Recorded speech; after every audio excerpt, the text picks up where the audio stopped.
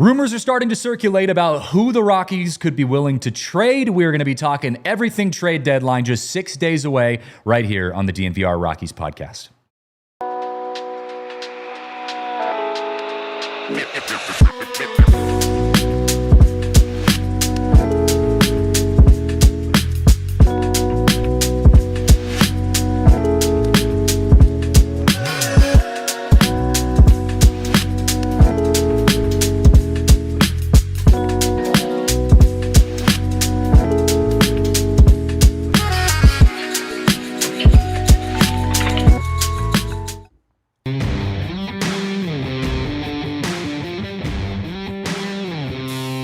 What's up, everyone? Welcome into the DNVR Rockies podcast presented by Bet365. Download the Bet365 app. Use code DNVR365. Place a bet for $5 so you can get $150 back in bonus bets. And this week, it's all about what the Rockies can possibly get back here in the 2025 trade deadline. It's arguably the most important week of the year. We said that last week about the draft. Now the draft is done. The Rockies got Ethan Holiday, who just signed his historic $9 million signing bonus. Shout out to Ethan Holiday for being the youngest, or I guess I should say the richest high school prospect in the history of baseball. But now it's trade deadline. Now we got trades to talk about, and we actually had our first official true trade of the trade deadline yesterday. We're going to talk a little bit about Josh Naylor and that deal, what that means for the Colorado Rockies as they kind of plan who they could possibly be trading this week. But I think the big story that we want to talk about here is the rumors that the Rockies are open to selling their young arms, Seth Halverson and Victor Vodnik.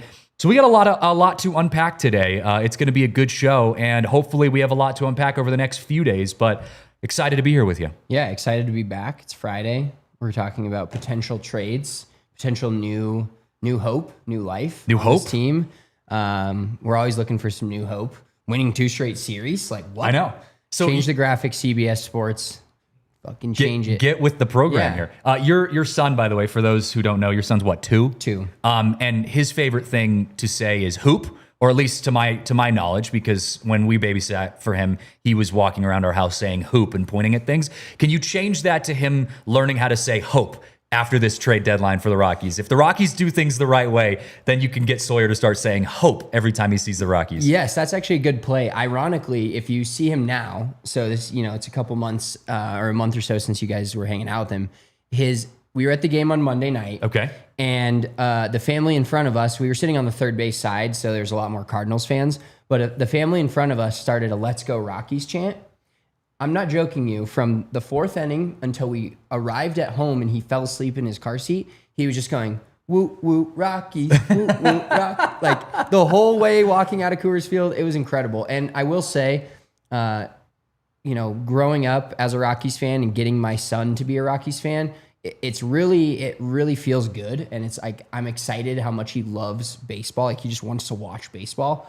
But it makes the Rockies just pure incompetence in some games, especially that Monday night game we went to against the Cardinals, hurt so much worse. Because I'm like, dude, you're gonna be in for one. Yeah, man. you got such a long life ahead of you. But I mean, we were talking to Ethan Holiday and even Jackson Holiday about his memories. There's the graphic, by the way, of the Rockies coming back. Yeah. We were talking about Ethan Holiday and Jackson Holiday, about their memories of the Rockies when they were little, when Matt Holliday was, going through all of his successes, bringing the Rockies to the World Series in 2007. And both of them said they don't remember any of it, right? They were like little kids. They were Sawyer's age. So in theory, maybe this is a good time for the Rockies to be at literal rock bottom, the worst team in the history of baseball, because your kid will grow up and hopefully not remember the lowest of lows in Rockies history. Yeah, when he's like 12 and we're going to games and he's like, how great is this Rockies team? I'm like, buddy, the first 100 games you went to, it was not any good. It was not any fun. It was so much worse. They were giving you cards of players that got traded away. His love. Nolan Jones card. Dude, yeah. It's been a disaster. But seeing how much he loves it makes me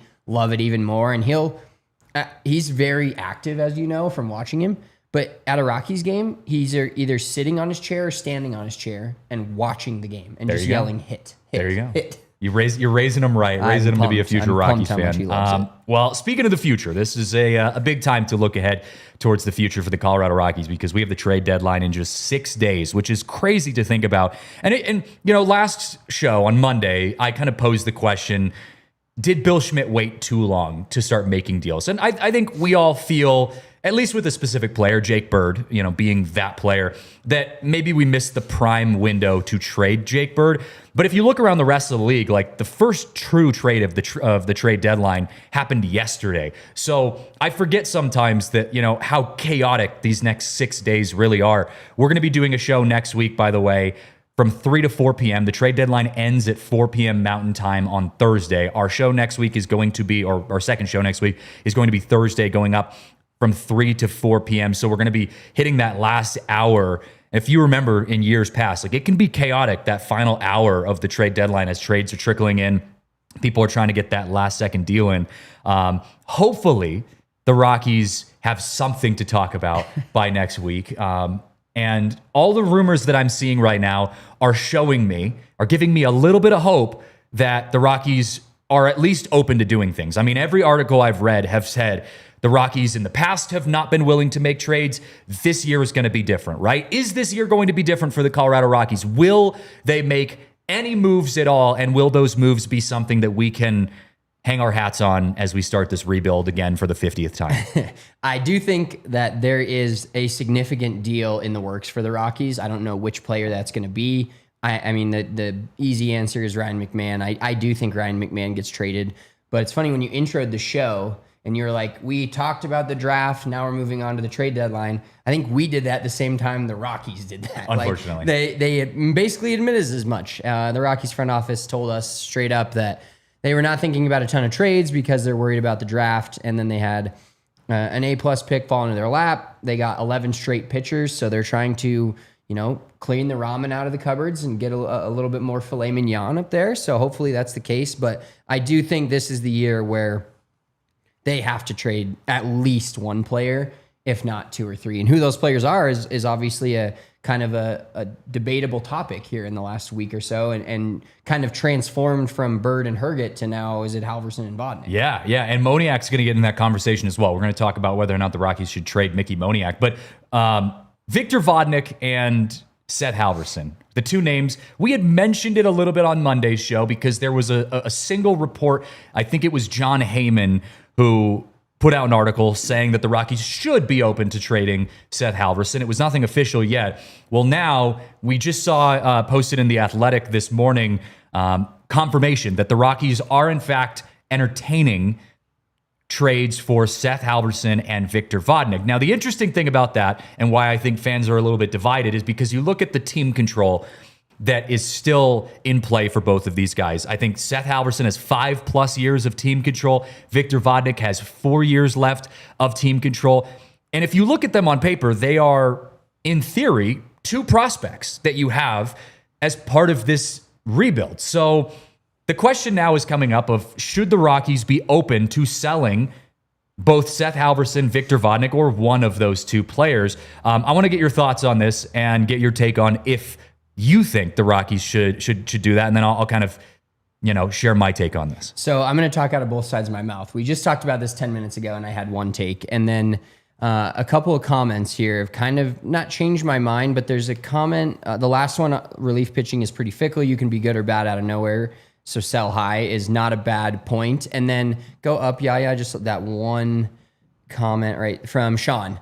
And this part kind of makes me think a little bit differently about it because if you are a contending team, bullpen pitchers some teams will get 3 or 4 new guys at the trade deadline or during the year if they feel like everything else is in place and their bullpen is the one thing that, you need a good bullpen. I mean, we saw it last year at the Dodgers. They were having bullpen games in the World Series, for God's sake. So you need a good bullpen if you're going to be a very high-level World Series champion-level team. And you can always get those guys. And the Rockies have found some diamonds in the rough, relatively speaking, in Jimmy Herget and guys like that. But I still think I stand on the take that Halverson and Vodnik, Halverson is A-plus stuff and has shown you that he can close. Like, keep I want to keep a young closer around if you're going to have 4 or 5 years of team control. And just look at the, one of the all-star closers this year in Carlos Estevez. We let that guy go because we thought he couldn't pitch, or he had some rough outings, some good outings, and now he's an all-star. And do we want to be doing that again with Seth Halverson? Not necessarily. And Vodnik, for me, is, I said this to you earlier, it's the Rockies kind of not won the trade with Atlanta to get Vodnik, but they traded away an older, in a more experienced bullpen pitcher to Atlanta and Pierce Johnson to get Victor Vodnik back.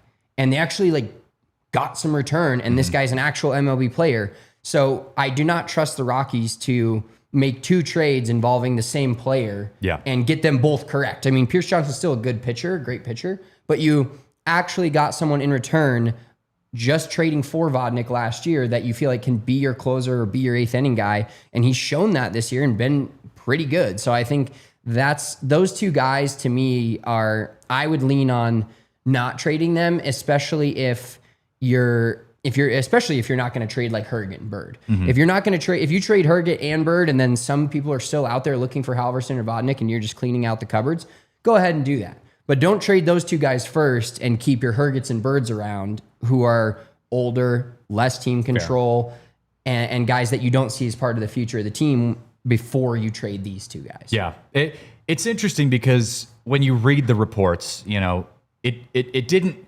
say that the Rockies are going out there and pursuing trades with Victor Vodnik and Seth Halverson. It said the Rockies are willing to entertain trade calls on or trade offers on Victor Vodnik and Seth Halverson. And so the way I look at it is this: the Rockies should be willing to entertain trades on anyone. Just because you're entertaining a trade doesn't mean that you're necessarily agreeing to a trade or pursuing a trade.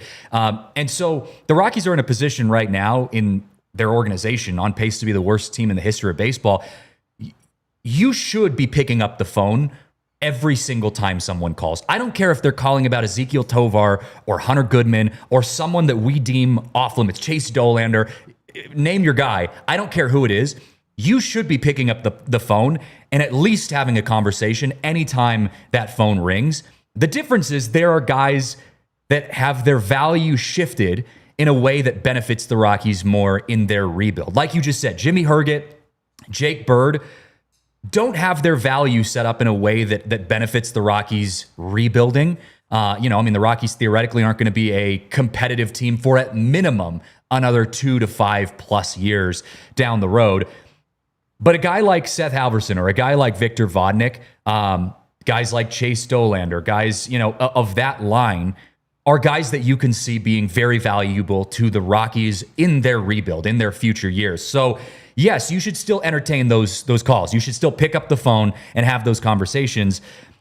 But maybe you become a little pickier about those guys. Maybe if you're going to go and trade Seth Halverson, it has to be the exact perfect fit, and you're not willing to settle for anything less than, an A+ trade where you'd be crazy not to take it, right? So that's the way I look at it. Maybe the Rockies are entertaining these deals, but I don't think they're necessarily going out and shopping Victor Vodnik and Seth Halverson. Yeah, and that's a perfect point. Is I think if you're Bill Schmidt, which we don't necessarily trust him, or we don't necessarily think he always makes the right moves, but and his track record doesn't show that he does. No, 100%.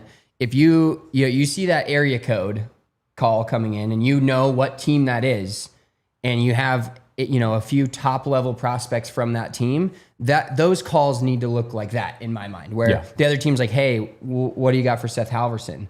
Or what do you want for Seth Halverson? And you give a crazy name. Exactly. You give a crazy top 5, maybe even top 10 prospect name, see if the other team bites on it. And if you feel good about that, then send it. But that's not like what will you give me for Halverson? And then you start looking in the 20 to 25 to 30 range of top prospects, unless it's multiple guys in there, that maybe changes the dynamic a little bit. But if it's 1 for 1, which most of these bullpen trades kind of are, as you've seen with the Vodnik and Pierce Johnson trade, it's got to be a high level guy is either in AAA next year or has the pedigree to be in your top 5 to 10 prospects, which the Rockies prospect pool, although it's a little better, especially after this draft, and there's some high level potential talent down there, it needs to be a guy that's way at the top. Yeah, totally. It's interesting because bless you. Oh, bless you times 3. I put this out on Twitter yesterday. I think it was yesterday, or maybe it was 2 days ago. If we can pull up the poll that I posted to see what the fans had to say about this. I had asked, what do you guys think about whether or not you think the Rockies should move forward with a trade involving Seth Halverson and Victor Vodnik? And it was actually kind of divided. Now, yes, it leans more towards people saying no, keep the young arms for the reasons we just mentioned. But there was almost 40% of fans out of the 419 total votes that said yes, trade for value. And I think that goes to show where the Rockies are as an organization. Again, the Rockies aren't in a position to be picky. Now, you can be a little bit more specific about the type of guys that you want to get more value from, but there isn't like that situation where you're like, we have to keep, X, Y, and Z. The Rockies have to be open. They have to be willing to make moves, and you have to be willing to make some uncomfortable moves. You have to make the right moves, obviously, and that's where I think you get a little bit nervous about Seth Halverson and Victor Vodnik, because the future of them, 5+ years of team control with a really young, high-velocity arm. They've been healthy for most of their young careers, right? Like, theoretically, these are guys that you can build into big pitchers down the road if you handle them correctly. Yeah, you got to handle those guys in the right way. So I don't mind the Rockies entertaining possible trades for them, but I personally don't think they're going to end up moving on from Seth Halverson or Victor Vodnik. But I like the idea. I like the idea of at least, like I said, answering the phone. Yeah, and to me, with the point of trading a Vodnik or a Halverson, what the question I want to ask everybody that is very on board with that and saying do it now is, when does it stop? Mm-hmm. When does trading the young guys for more young guys stop? Because it has to stop at some point. Yeah. And that's what I think drives me a little crazy is you can't keep trading guys that you don't know what they are at the major leagues until they get up to the major leagues. And granted, the Rockies have stunted some of these guys' developments by, there's been injuries this year and things like that, but having the Nick Martinis on the team, having the Orlando Arcias, the Kyle Farmers, like that part makes it a little tough. But at the same time, like, you can't just keep getting younger and younger and younger without letting that develop and seeing what it is at the major league level to know if it worked or not. You can't just keep doing that. Yeah, totally. It could be a cycle, and the Rockies are trying to get out of a cycle. It also doesn't help that you are possibly moving on from your GM in the coming months. So a lot to think about, a lot to unpack. We got to take our first break, but after the break, we're going to continue our trade conversations because a new name has popped into the trade conversation for the Rockies. Mickey Moniak. Do the Rockies pursue a trade with their new star, Mickey Moniak, or do they try to hold on to him as part of the rebuild? We break down the Mickey Moniak situation coming up next. Well, I want to give a shout out to our friends right now over at Cake Mortgage, because Cake Mortgage is changing the real estate game, and they're doing it for those of you who are looking to get into investing in real estate. And we know how challenging it can be to, when you're in the investment game, a lot of times your income is kind of non-traditional, right? You have a lot of different income streams, and when you go to buy a house or buy an investment property, a lot of times the banks can shortcome you. They can short you out because they don't acknowledge some of those other revenue streams. Well, Cake Mortgage is a perfect company that helps get you approved by all of your revenue streams. They're great for real estate investors, self-employed credit-worthy borrowers who don't show a lot of taxable income but can swing the down payment, or anyone really who wants to scale a rental portfolio without W-2s or tax returns. They basically allow banks to acknowledge all of your incomes, your different income sources. So if you are trying to invest in real estate property, you got to check out our friends over at Cake Mortgage. They do incredible work over there. So if you've dreamed about owning income property or you're building your real estate legacy, call 1-800-EAT-CAKE or head to the link in the description, because life's better with Cake. Cake Mortgage Corporation, equal housing lender, NMLS number 1734623, licensed in Colorado by the Division of Real Estate. Terms and conditions apply. Also want to give some love to our friends right now over at Empire Today, because if you are getting your floors replaced, especially as part of some summer renovation projects, maybe you're selling your house and buying a new house and you got to get those floors replaced before you can sell your house, Empire Today is the best in the business. Their quality, their customer service, their speed, everything is incredible. They've got some incredible teams that can come in. They can make sure you get the quote that you want so that you get the floor of your dreams. They've been incredible at working with both my wife and I to make sure that we get the floor of our dreams in the house of our dreams. And we know it can be really stressful, right? I'm not a professional floor builder. I don't do a lot of renovations in my house. And so when you have a team that can take care of your floors and the home projects that you're working on in the best way possible, it takes so much of the stress and anxiety around all of that off your shoulders. So schedule a free at-home estimate today because some things are just better at home. DNVR listeners can receive a $350 discount when you use promo code DNVR. That is a $350 discount with promo code DNVR. Restrictions apply. Visit EmpireToday/DNVR for full details. All right, Mickey Moniak. He's been a pleasant surprise this year for the Rockies. If you would ask me, and I had also put this out on Twitter the other day. The best players on the Colorado Rockies in the year of 2025, Mickey Moniak, Tyler Freeman, and Hunter Goodman. If you'd asked me 3 years ago, who the best players on the Rockies were going to be 3 years from now, I didn't know those players even existed. Maybe Mickey Moniak was on my radar back when he was drafted, but that was about it. Mickey Moniak is being kind of described as a possible trade piece. Is he someone you think the Rockies could make a move with? Would he be a shocker to you if he gets traded, or do you think he could be a part of the rebuild? It wouldn't be a shocker to me if he does get traded, but I personally hope that he is part of the rebuild because what have we been, everybody's pounding the table for in drafts and in trades is the Rockies, even the ESPN, what do the Rockies need? Talent. And just talent. Yeah, Mickey Moniak's had a tough start to his career, but you can't argue with the pedigree of a number 1 overall pick. And so to me, you kind of got to keep those guys around. If you find somebody that's that good and playing that well for you, he's hitting bombs almost every night, it seems like. He can play center field, he can play right field. He needs to get rid of his red glove and get a purple one. I'm still annoyed about that. Like, you're not an angel anymore. But besides the point of that, I wouldn't be surprised if he gets traded. But that's a guy that I see as, 26 years old still, about to turn 27, and is young enough to where he could be part of the veteran piece of your rebuild when, it's not inconceivable that Ethan Holiday and Mickey Moniak could share the same field. Like, that's not out of the question. Okay, so I want to rephrase the question then.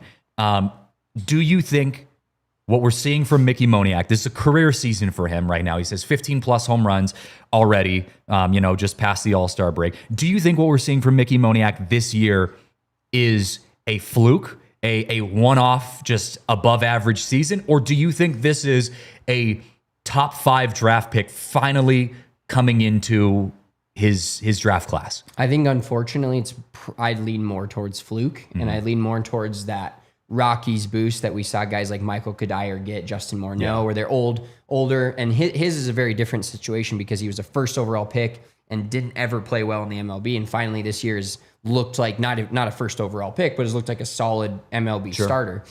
And I think it's just that kind of that Coors Field Rockies boost that he's getting, along with the fact that, this kind of hurts him and helps him, but the rest of the lineup's not that great, so he's getting a chance to drive guys in. He's getting, he's hitting second, so he's getting more at-bats, playing more consistently. And he doesn't have the pressure of being on a better team. Exactly, and he doesn't have the pressure of, we drafted you first overall, like, let's go here. And he came to the Rockies, and the Rockies are, like, excited to have him. They were excited to get him and sign him in spring training or early this year, and then now he's worked his way into, like, I better see him in the lineup every single day. That's how good his bat is right now. I'm leaning towards where you're at. I agree. I do feel like this is more of a one-off, or maybe I should say like a peak from what we would normally see. But I don't know. If Rockies front office believes that this is a fluke in any way, I think you have to trade him. You have to sell high while he's here, because the worst thing that can happen is 2 years from now, Mickey Moniak has fallen off the face of the earth. And you say, and we're looking at each other again saying, why didn't, for the 1,000th time, the Rockies capitalize during a rebuild on this guy having his peak value in the year of 2025, and we just didn't sell him. So if you think if you have any sorts of doubt that this might not be long-term and sustainable, I feel like you have to move on from him. And I think we're in that boat. I don't trust that this is a long-term thing. I don't think that this is something that he's going to build on to a point where he is a piece of this franchise 5 years, 10 years from now, when they're competing for a playoff spot, hopefully. And I also asked the question of, if you put him on the Padres, the Dodgers, the Diamondbacks, is he a consistent starter? I don't know if he is. Like, he's playing well, but I don't know if he's getting a consistent start on one of the World Series competitive teams. And that to me is enough to be like, yeah, you gotta get what you can from him. 100%. Be sellers. Like most of the Rockies, and kind of like I've preached all year, the Rockies have a lot of good role players for really good teams. They just don't have enough really good players. And Mickey Moniak is kind of the perfect example of that. I think we've had this discussion, and Hunter Goodman is the guy where you could put him on probably 26 or 27 other major league rosters, other than maybe the Mariners, the Dodgers, a few other teams, but he's your everyday catcher. Sure. He's better than the guy you have. And he's the guy you want behind the plate. Also, offensively, at least. Offensively. Yeah. And for Mickey Moniak, like you said, if a contender needs an outfielder, Mickey Moniak is probably in the list of guys that, hey, this guy has some value with the power this year, and he can play multiple positions, but he's the guy that we're working into the lineup. We're not like, oh yeah, pencil this guy in every day at right field and hitting, fifth or whatever it is on another team. But for the Rockies level, that guy needs to start every day and he needs to hit second. Yeah. And it's a different world that you're looking at from what the teams that would use him have and where they can fit him in to what the Rockies have and where they use him. Is Tyler Freeman a starter on the Dodgers or the Padres?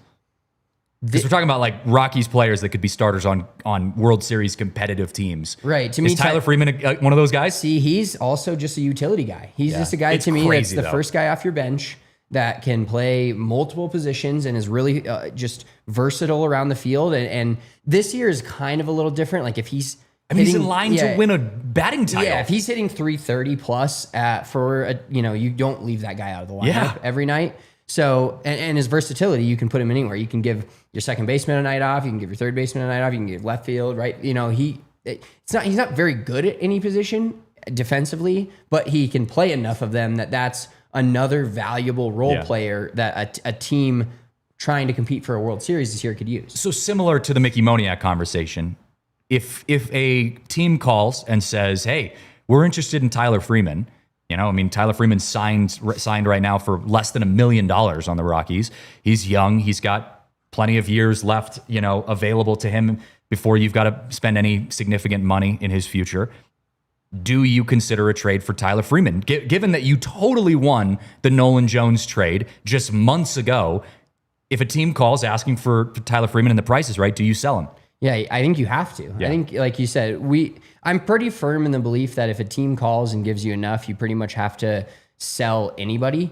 But Freeman's another guy where he's exactly like Vodnik, just playing a different position. You want to trade. You went out and got this guy, and we were shocked by the Nolan Jones trade. I think a lot of Rockies Nation was shocked by the Nolan Jones trade, and you thought he was, 2 years ago had a borderline, and last year going into 2024, people were giving him MVP votes or saying that he could earn MVP votes.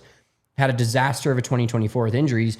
Then you expect him to come back and be healthy this year and be left field every day for the Rockies, and they trade him out of nowhere and get this guy that is lesser known, kind of just a utility guy, and now he's hitting 330 plus. Yeah. And you're like, well, shit, what do we do here? But I just don't trust them to win a trade back-to-back times with the same player, same as Vodnik. So that's why I wouldn't trade him. Yeah.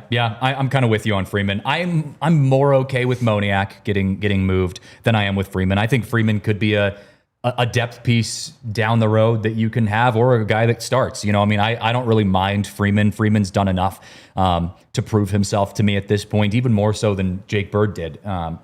So Freeman's okay to me. I think Mickey Moniak is a guy that if you get some calls on, I'm okay with them moving on with, but I'm also okay with Mickey Moniak staying here. I'm with the whole Seth Halverson and Vodnik conversation we had in the first 15 minutes of the show, I feel a little bit stronger about if you're going to trade those guys, it better be a damn good deal that you're getting.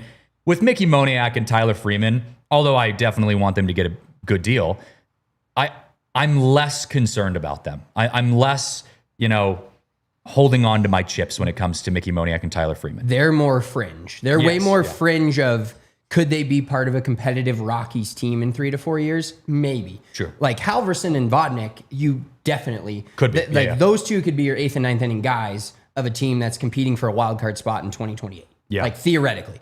Freeman and Moniak are more like, oh, that's, 3 years down the road. Are these guys just utility players and can play multiple positions and hit 6th or 7th in the order versus hitting 1st and 2nd like they do a lot now, probably. But you got to have a lot of talent that pushes them back in the lineup. And the Rockies, as of right now, don't have that at the major league level. And we're hopeful that it's at the minor league level and at some point coming up to the major league level. Yeah, 100%. So it'll be interesting, though. I do think the Rockies make more than one move. We're going to talk after this next break about Ryan McMahon because there have been some, I wouldn't say new developments, but, new conversations about Ryan McMahon and some of the other guys who are being traded or possibly being traded around Ryan McMahon. But I think there's a world in which we see 2 or 3 deals that the Rockies make this year. The Rockies know they have to make moves this year. They know their draft and development system is not enough to get them to where they want to be. I think they're finally realizing that. Thank God. And I predict, and I'm hoping that we see more than just one move at this trade deadline for the Colorado Rockies. And we'll see who it involves. But I think all of those names are, at least for now, on the table. After the break, though, we will talk about Ryan McMahon, whether or not we think, where we think he could go, who they could possibly get in return for Ryan McMahon, or the type of prospect you could be getting in return for Ryan McMahon, and also what the Josh Naylor trade between Seattle and Arizona could possibly signal for the Colorado Rockies as they move into their version of the trade deadline. That's all coming up next after this break. Well, we want to give a shout out to our good friends over at Bet365, like we always do here on the DNVR Rockies, because they're just, they're as much of as much a part of the DNVR Rockies podcast as you and I are.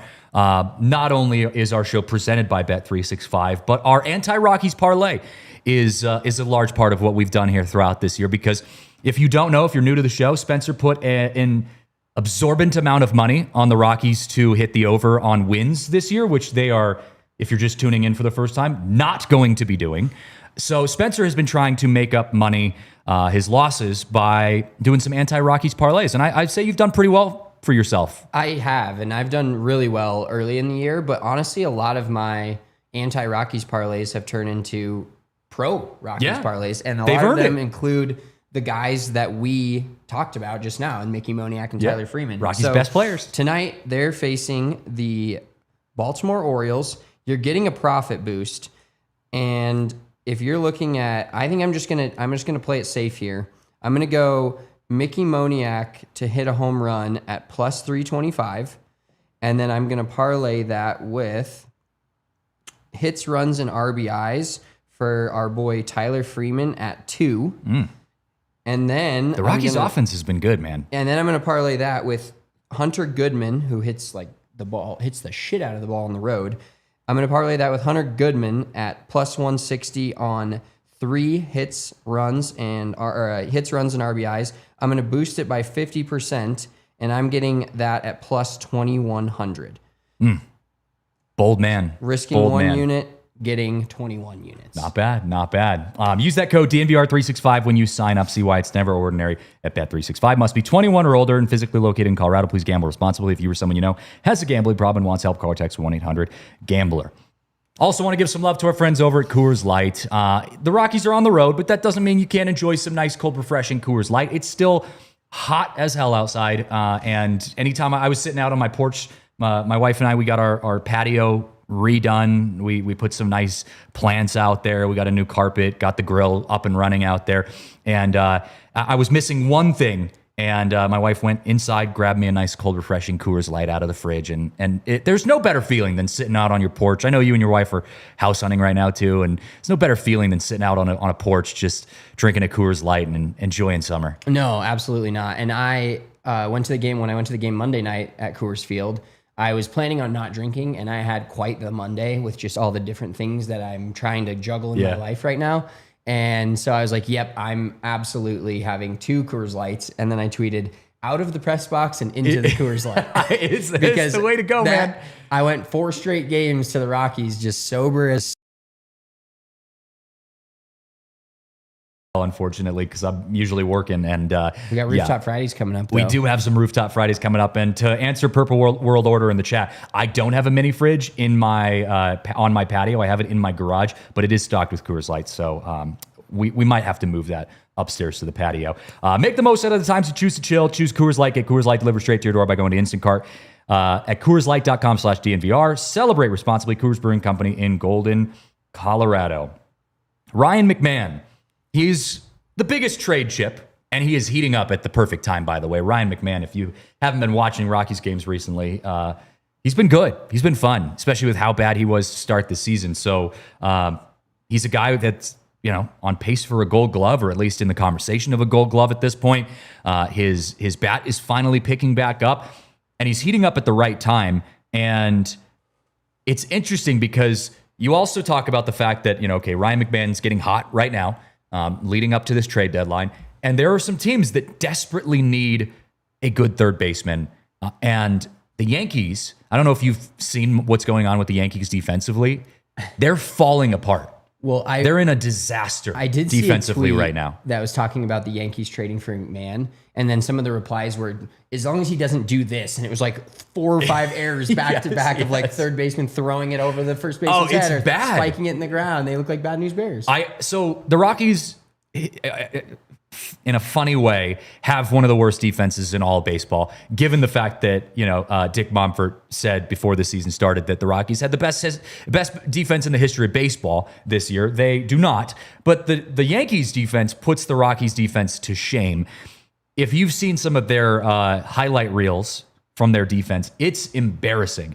And that's coming from a Colorado Rockies fan. So the Yankees desperately need a plus defender to add into their defense, especially their infield right now. And the way his bat is going, look, Eugenio Suarez is going to be the Yankees' first choice. And why not? He's on pace for 60-plus home runs. Yeah, he hits a home run every night. Stud. He's an auto bet on the home run parlay. But with how good Ryan McMahon is defensively, I'm not feeling too bad about if the Yankees miss out on Eugenio Suarez. I think Ryan McMahon would be an absolute steal to go get in New York. And I think the Rockies should try to negotiate that. If the Yankees miss out on Eugenio Suarez, I think the Rockies have a little bit of leverage, because I think the Yankees are desperate at third base to get someone who's just competent at third base. And Ryan McMahon would be a huge addition. Yeah, the Rockies should have someone in their organization clipping like a Ryan McMahon defensive highlight package. Can we do that? Firing it to the Yankees. Can we Maybe start we'll tagging? Yeah. We start throwing Ryan Mac highlight reels together and tagging the Yankees. Yeah, I haven't actually been tagging anyone on Twitter, but every time Ryan McMahon hits a home run after the break, I say, "At contenders, are you seeing yes. this?" Like, yeah. Because his bat being as good as it's been in the last week, yes, very small sample size, is just a plus, because Ryan McMahon, you're getting a Gold Glove level third baseman. And that has, some teams may value that differently. Like Eugenio Suarez, that's, if Eugenio Suarez wasn't having the season he was having, and the Diamondbacks, like even though they're close to 500, have turned into complete sellers, already making, if not the biggest trade of the deadline era. Obviously the Devers trade was huge. But they traded Josh Naylor yesterday, and now they look like complete sellers, and this guy hits a home run every game. But if you're the Yankees, and I'm going to, kind of massage this and talk them into McMahon, you've got Judge, you've got Stanton, you've got Chisholm, you've got, all these guys can hit it out of the yard.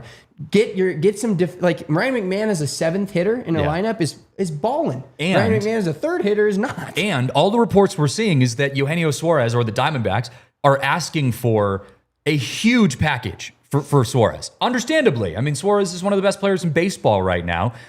And the Diamondbacks are going to expect the Yankees to give one of, if not their top prospect, plus maybe even a current player, to get Eugenio Suarez on their team.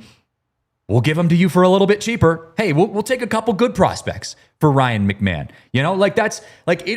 Ryan McMahon is a guy that can definitely fill the hole that the Yankees need to be filled right now for a heck of a lot cheaper. And like you said, you already have star power there. I think Ryan McMahon would fit in perfectly. So look, I'm not sitting here trying to sell the Yankees on getting Ryan McMahon. I am. Well, yeah, maybe I am. But I don't really care. I guess the point I'm making is I don't care where Ryan McMahon goes. But I do think the Yankees would benefit from Ryan McMahon, in a very specific format. There are other teams that Ryan McMahon could go to. There are other places he could do. But I do think Ryan McMahon's a big part of this trade deadline, obviously, for the Rockies. I do want to show you one thing that the Rockies could do this trade deadline. They won't, but it would be the wrong thing to do. can we pull up that tweet from our good friend Woody Page, who's got some thoughts on Twitter? We'll put it this way. He says, if Delusional Dick were smart, he'd trade Ryan McMahon and trade for third baseman Eugenio Suarez, who could hit 50-plus home runs and give the fans something to cheer about in August and September and keep the Rocks bottoms from breaking the records for losses, but he is not. Woody, we love you, buddy, but this was actually completely the wrong take. While it would be incredibly fun to see Eugenio Suarez in a Rockies uniform, and yes, 50 home runs at Coors Field would feel a lot better than what we're seeing right now, the Rockies would still lose 100 games, and they'd probably still lose 100 games next year with Eugenio Suarez. So no, for all the casual fans out there who think the Rockies need to just go sign a superstar and all of our problems will go away, we tried that. We signed Chris Bryant, and look at where we are now. The Rockies don't need Eugenio Suarez. We need 50 prospects to get us back even close to being a competitive team. So thank you for that one, Woody. Try again next time. The Rockies need a heck of a lot more than Eugenio. Yeah, and the Rockies don't need to be in a let's do something to sell tickets mode, and that's kind of where that tweet was going, is they don't, like, as much as we'd want to see that, and they would sell tickets, and it would be fun to have a slugger like Ohtani or Judge or somebody play at Coors Field where they just hit 1 million home runs or hit one every game. The Rockies don't need to make any moves that move the needle for fans in the way of selling tickets. Like, no. You need to try to rebuild this thing. Like, Eugenio Suarez doesn't become part of the 2029 Rockies team that's competing for a wild card. You already made the fan move by signing Ethan Holiday. You want to make the fans happy? I've never seen, in my time here at DNVR, which is granted just been a year, I have not seen Rockies fans as happy as they were 2 weeks ago when the Rockies signed Ethan Holiday in the 4th overall pick. Like, that to me. Oh, breaking news. The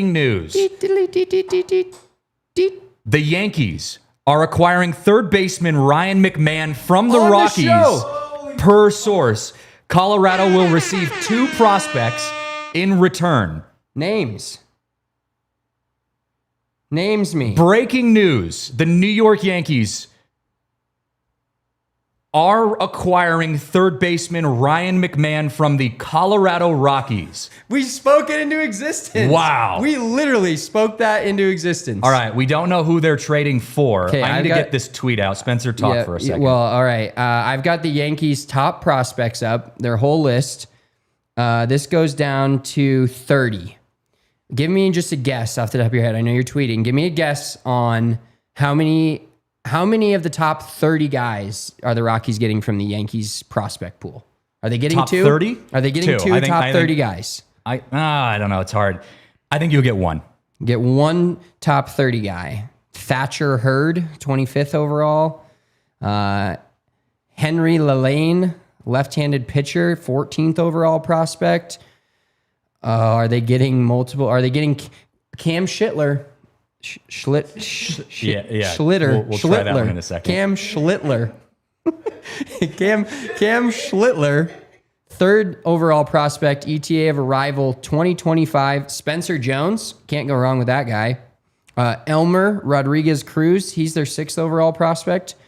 I can't believe we just spoke this into existence. Literally, I thought this was going to be another team's trade, and I was like, Christian, dial in. Oh my gosh. All right. So we are going to be reacting to this as this happens. We got some live. Good luck on our timing. We did. We did. Like, we really did. Imagine if we could have started the 12 o'clock show, we would have had it at the beginning, but now that would have been wild. Mid-show. Yeah. We are. Mid-show. We really are. Ryan McMahon going to the Yankees. We're still waiting to see on which prospects we are getting traded for. Mark Feinsand was the one who initially posted this. So I haven't seen Jeff Passan tweet this yet either. Just the entire idea of what this trade deadline could be and what we feared, I think has already changed. I think they've already won the trade deadline by trading the guy that we most likely thought they should trade, the guy that has a good amount of value. Ryan Mac is the leader in the clubhouse. I would say he is Mr. Rocky as of right now. We're going to have to find a new Mr. Rocky after today. With Ryan McMahon, because he is no longer a Colorado Rocky. How are you gonna feel if he's like really good at the plate for the Yankees? Is that gonna hurt? I mean, it depends on what the Rockies get for that. I mean, I think the biggest issue with Rockies trades in the past has been the fact that the Rockies have let guys walk for relatively nothing. And then you go watch these other players. Nick Mears, for example, although we haven't seen the full extent of that Nick Mears trade. Nick Mears goes and is playing very, very well in Milwaukee.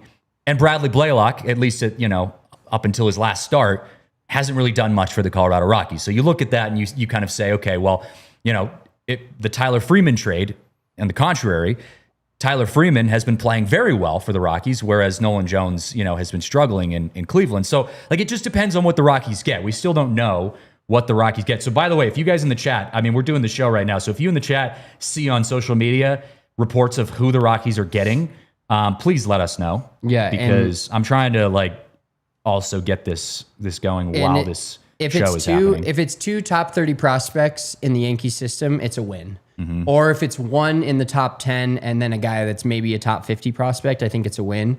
But the Yankees, as we know, are just a consistent World Series contender. I actually, my in-laws, my wife's mom is a Yankees fan. So now I can kind of cheer for RIMAC a little easier. Okay, I can kind of cheer for the Yankees a little easier if they make it to the World Series again, because I haven't been able to do that. But he is going to get to play some meaningful baseball in September, which he never really has in his career. It's been a while. End of an era, man. Ryan McMahon, look, we all knew that this was coming. We all, and Scott says Bob Nightingale just confirmed, we all knew that the writing was on the wall. I literally tweeted the other day, is this the last time we see Ryan McMahon playing in a Rockies uniform at Coors Field? The writing was on the wall. But just like the Ethan Holiday signing, when Ethan Holiday was available at 4th overall in the draft for the Colorado Rockies, you, Hank, and I were sitting here on the show and saying to ourselves, I feel like they're going to mess it up, right? I feel like they're not actually going to do this. They're going to make some weird move, and something's going to go weird. It's not going to happen the way we expect it to. The RIMAC situation feels and felt the same, where it was are they actually going to follow through with trading RIMAC? Yeah, they say they're open to it, but are they going to get enough in return for him to go forward with that deal? So it is 2. Did you say 2 prospects already? Prospects. Okay, 2. So it's still, Nightingale's tweet is just 2 prospects in return. Well, I will say, now that we're going to get to live react to this, obviously, hopefully this comes up in the next 13 minutes. Maybe we have to go. We're definitely going to go into extra innings until we find out who these guys are. Yeah. But we didn't even get to talk about this yet. But now that we know he's traded, does the trade of Naylor yesterday and what the Mariners had to give up to get Naylor, does that concern you with where this trade may end up? Because I was concerned going into today that seeing what Naylor got from the Mariners, which was, I think, 2 top 30, maybe 1 top 30, but they were very low. They were top 20, 20 to 30 prospects for the Mariners organization getting Naylor. And so McMahon doesn't quite have the value that Naylor does. So that concerned me more, and I didn't necessarily want the Rockies to hang on to Ryan McMahon, but I also am going to be pretty underwhelmed if there's not 1 top 30 prospect of these 2. I agree. And again, it depends on how desperate the Yankees are to save their third base spot. The Diamondbacks might have been asking for too much for Suarez. And we were just talking about that. The Diamondbacks might have said, we need X, Y, and Z from you and the New York Yankees, and the Yankees to get Suarez. And the Yankees said, you know what, we don't feel comfortable with that, so we're going to move on to RIMAC, who's a good fit for them at third base. He's great defensively, better than Suarez defensively, and has a plus bat that is showing up now. He was in the All-Star game last year. I'm with you. I'd be shocked if they didn't get a top 30 prospect in that. Is there a world in which the Rockies surprise us with the value that they get from this? I don't want to lean towards that because I feel like, I feel like this is the Rockies we're talking about. So who knows? But this could be the type of move that you end up getting a surprisingly good return on just because of how desperate the Yankees are. So we'll see. We'll keep you guys posted on that. We are keeping up with the news as it's happening. Come on, Nightingale, give us these names. On who the Rockies traded for. By the way, while we're talking about this, Drew says in the chat, so who is going to play third now? An interesting side note to this, before we have any more information on the prospects that are being are being taken away from the Yankees, this opens the door for that kind of crowded up infield right now. We were going to have the conversation of, Tyro Estrada versus Adael Amador versus Ryan Ritter when he's healthy again versus Kyle Karros, who just got called up to AAA just a few days ago, right? Like, the infield's starting to get a little crowded. This opens up the door to that. Does this mean that Orlando Arcia gets DFA'd? I see Drew in the chat saying that as well. Does this mean Orlando Arcia is no longer a Rocky? Like, there's a lot of different areas that this kind of opens the door to now because of the fact that you've just cleared pretty much your biggest spot in the infield. We just got a message that it looks like one of them is Griffin Herring. What a name. Where does he fall on this list? Number 8 overall. Wow. The number 8 overall prospect. Okay, so this is for the New York Yankees, headed back to this. Two minor league pitchers, so both pitchers, including left-hander Griffin Herring. A source confirmed. So this was from Jorge Castillo. On here we go. Yeah, Jorge Castillo, ESPN baseball reporter. He says in exchange for 2 minor league pitchers, including left-hander Griffin Herring, a source confirms to ESPN. Okay, so we're still waiting on one more. 6'2", left-handed starter. He was the best pitcher in the bullpen for the LSU Tigers last year in the College World Series. His estimated time of arrival, 2027, fits the timeline. He's How old is he? An A+. He is 2000. He's 22. Just turned 22 in May. So barely legal, barely allowed to drink alcohol. Okay. Are we happy with them getting pitchers? Because we had talked a lot about the fact that the Rockies need bats, right? I mean, obviously you need both pitching and bats, but I think the offense has been what has been the biggest or most glaring struggle this year. There have been times where your starting pitching's been okay. There have been times where your bullpen's looked okay. There's really not been very many games aside from these last week and a half, 2 weeks, where your offense has looked competent by any means. So are you okay with them going for pitching? Yes, I'm okay with them going for pitching because with the Rockies, and we've seen it with Tyler Freeman, Mickey Moniak, you can find guys that can play in the field and their bats will play at Coors Field and even be above maybe what their career average is. But the fact of the matter is here, guys, is we're not... The Rockies, even as a contending team, let's look 2 years in the future, 3 years in the future, say they're contending and they're going into an offseason where they think the next season that they have a chance at a wild card spot, they're not going to go out and sign these top-of-the-line free agent pitchers. It's just never going to be a thing. Yeah. So stock, I mean, and they're kind of getting that too, and they obviously have the same thoughts we do, because why would they draft 11 straight pitchers from the 6th round on in the draft this year? Yeah. Stock as many pitchers as you can, and then if you become a contending team, in 3 years, will a Ryan McMahon come back? Not Ryan McMahon specifically, but will a player like that, the Rockies can go get a bat and get somebody to play in the field to add to their offense. The pitching is the part that they're never going to be able to just go get at the trade deadline. They have to.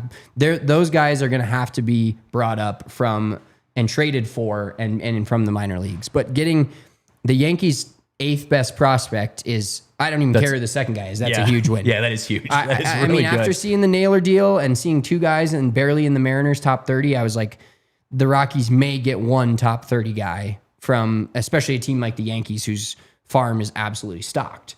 Yeah, man, that's crazy. I mean, I'm just processing all of the other parts of it too while we're waiting to hear this second pick or the second prospect that's coming to the Colorado Rockies in this deal, Ryan McMahon going to the New York Yankees. I mean, the Yankees were in the World Series against the Dodgers last year, right? The Yankees are another World Series contending team this year. And is Ryan McMahon going to get to go to a World Series in his first year with the New York Yankees? Again, we knew this was the right deal. The Rockies had to trade Ryan McMahon. It needed to be done. But there's also a big Rymac fan part of me that I'm like, man, I'm pumped for him, dude. That's awesome. Dude, Rymac deserves to be on a contending playing in team. the World Series is going to be awesome. I can root for the Yankees if he's in the World Series, right? I mean, Side note, my dad played for the Yankees way, way back in the day, so I kind of have a connection to the Yankees before I was born. So we got the comment. Second player is Josh Groves. Josh Groves. Josh Groves. And he is 21 on the Yankees top 30. So they got basically two top 30, all right. top 30, two top 21 guys. Josh Groves, a right-handed pitcher.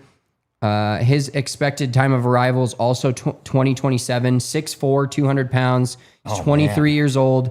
So interesting enough, both of these players, Groves and I'm already forgetting the other guy's name. Griffin Herring, are both back-to-back 11th round picks from the Yankees in 2023 and 2024. Wow.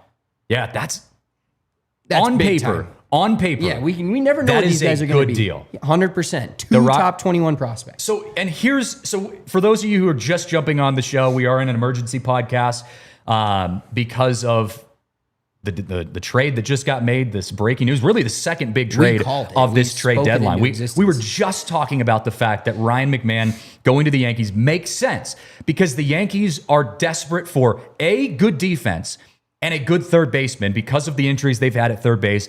They needed a good third baseman, and Eugenio Suarez might have been asking for, the Diamondbacks might have been asking for too much from Eugenio Suarez to make that deal worth it for the New York Yankees. So Rymack makes more sense given the situation, and within a minute of us saying that, Rymack gets traded to the Yankees for their number 8 prospect in their system, Griffin Herring, and also their number 21 ranked prospect in their system, Josh Groves. Both pitchers, both starting to get into, 2027 was their projected? 2027 projected time of arrival in the major leagues. Both 22 and 23 years old.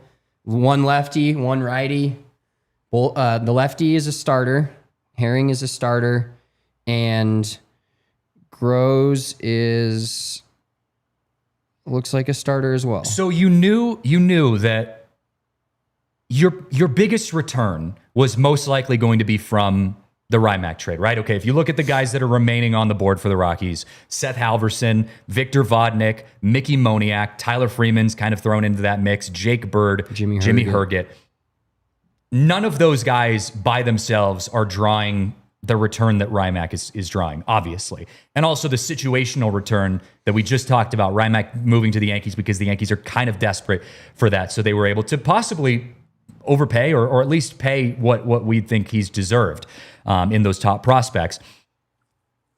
The Rockies used their value to go at pitching. Do you think if they piece together a trade or two, do you think they go at a bat or two now if they say we're going to trade Jimmy Herget or we're going to trade a couple other guys in a package deal? Do you think they go for some bats from a prospect perspective now, or do you think they stick with the pitching perspective? I think they got to stick with the pitching, and if they can get another couple of like low level top 30 guys from other teams, either bullpen guys or more starters, let's take as many of these starters as we can get and throw as many darts as we can at this wall and hope that one of them is a bullseye because.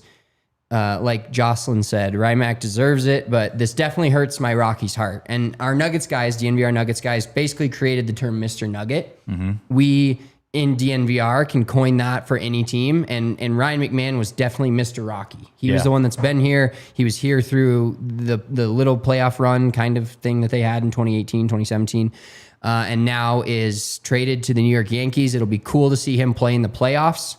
I really hope that that New York doesn't shit on him for all the times he strikes out, which has been getting better a little late as of recently, but he also plays a great level of defense, which I'm sure, you always want your team to be perfect, but Yankees fans right now are crashing out over how bad their defense is. This guy comes in and immediately starts every day at third base for you. He hits probably 7th in the lineup, and he fucking plays great and you defense. have no concerns over his defense, and that is the biggest part for Yankees fans. Yankees fans are crashing out about their defense. You have zero concerns about his defense now that he is on the New York Yankees. I did get an interesting text. I'm getting tons of texts right now, tons of messages in our Slack. I got an interesting text from our good friend Nate Mills. He first said Rymack, sad face. Then he said, for a low A pitcher is crazy. That deal was hella rushed. I don't think I've seen a lot of negative responses yet.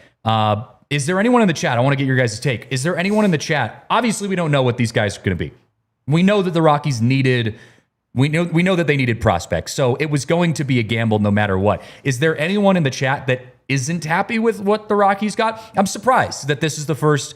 Like, usually you get a couple people that are frustrated or saying, "Oh, I don't like the path that they're going with this deal. I think they needed to go with the bats. I think these guys are too young." Whatever.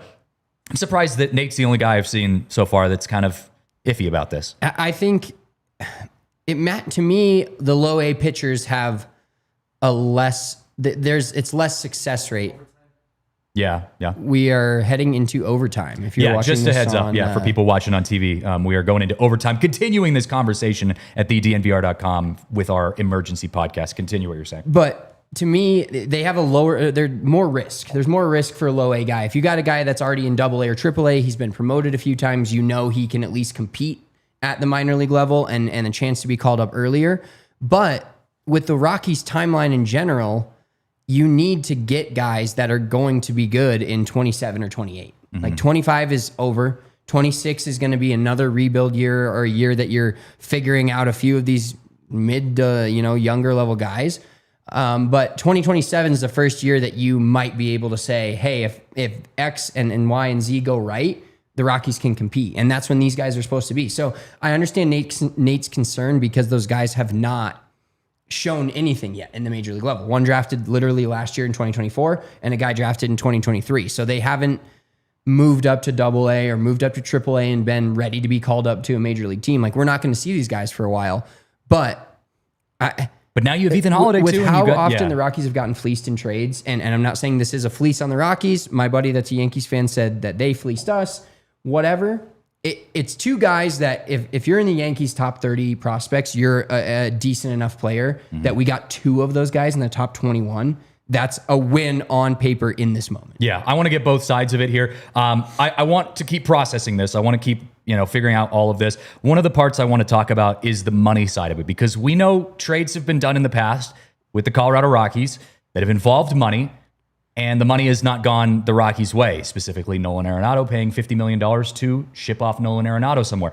I want to get your guys' thoughts on what you think the money situation is. There's 2 years left of Rymac's deal financially that Colorado's on the line for at the moment. Did they ship off part of his financials to New York? Like, what does that situation look like? We got to hit our last break of the show, and then we're going to keep getting some more takes. I'm seeing tons of tweets coming in as well, so we're going to keep reacting to this here on the Emergency Pod. Just going to hit our last break of the show, and then we'll keep reacting to this blockbuster Rymac trade.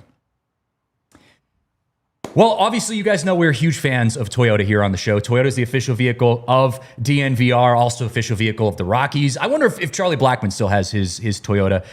Maybe the Rockies can give Rymac a Toyota on his way out the door. That would be a pretty nice thing. When you get a Toyota, you have it forever. You have it forever. Yeah. You do. You really do. They last forever. Toyota is an incredible vehicle. If you are in the market to get your new summer car, trying to get ready for winter, Toyota has so many different choices to choose from. They've got 4-wheel drive, all-wheel drive, sedans, trucks. You've got the nice Tundra. I've got the SUV Highlander. So many different choices that can fit any different lifestyle, any different terrain. You can't go wrong with a Toyota. And like Spencer said, they last forever. So if you are going to get a new car here soon, you got to check out all of your different Toyota options. Visit your Front Range Toyota store at a location near you. That's AutoNation Toyota, Arapahoe and Centennial, Corwin Toyota in Boulder, Groove Toyota in Littleton, Mountain States Toyota in Denver, Stevenson's Toyota East in Aurora, and Stevenson's Toyota West in Lakewood. Toyota is the official vehicle of DNVR. Also want to give some love to our friends over at First Bank. Whether on the road, at home, or somewhere in between, First Bank makes banking easy, convenient, and secure. Their mobile banking app allows you to check balances, pay friends, and manage your money anytime, anywhere. And here's the best part. Open a new First Bank checking account today, and you could earn $300. First Bank is all about helping you stay on track. Their tools make it simple to stay in control of your finances without the hassle. No matter where life takes you, First Bank gives you the freedom to bank how and when it works best for you. So if you're ready for better banking and the chance to earn a little extra, head to efirstbank.com/bonus. That's efirstbank.com/bonus to open your account. Bank how you want, when you want with First Bank. Certain restrictions and requirements apply. Member FDIC. All right, continuing our blockbuster trade here. The second big trade of the trade deadline. Ryan McMahon to the New York Yankees in return for 2 top 30 prospects, Griffin Herring and Josh Gross. Thank you. It's a big deal. It's a big deal for the Rockies and for the Yankees. I know we're getting lots of reactions. You said your Yankees buddy said that they feel that they've fleeced the Rockies. He doesn't know what he's talking about. He's asking me what Ryan McMahon is, and then telling me we feel like Okay, I say he's a right. Gold Glove third baseman that can hit some bombs and definitely going to hit a lot more in Yankee Stadium for sure. So that is true. The Rockies are taking on a fair amount of risk. Anytime you get a prospect, especially a prospect who's two prospects who are 21 years old, you're going to take some risk with that. But with that being said, the Rockies have to. They have to take risks, and you have to stack up your minor league system as much as you possibly can, given the fact that you've got Charlie Kahn in there. Ethan Holiday is knocking on the door as of now in the minor league system, and now you've got 2 top 30 prospects that are going to be jumping over, possibly ready by the year 2027, which is theoretically when the Rockies could hopefully, if things go right, start being a semi-competent team again. The final concern that I have through all of this, as I'm checking to see, and we might not know what the answer to this question is while we're here on the show. What did the Rockies pay for this? Did the Rockies pay anything for this? Ryan McMahon has 2 years left on his deal. I think, what is it, like 20-something million dollars left on his deal? They famously paid $50 million for the St. Louis Cardinals to take Nolan Arenado. Obviously, it's a different situation. But if the Rockies go out and say, yes, we're willing to pay one of the remaining 2 years. Let's just hypothetically say one of the remaining 2 years on Ryan McMahon's contract to offload him in return for these 2 prospects. Are you still happy with the haul that the Rockies return? Yeah.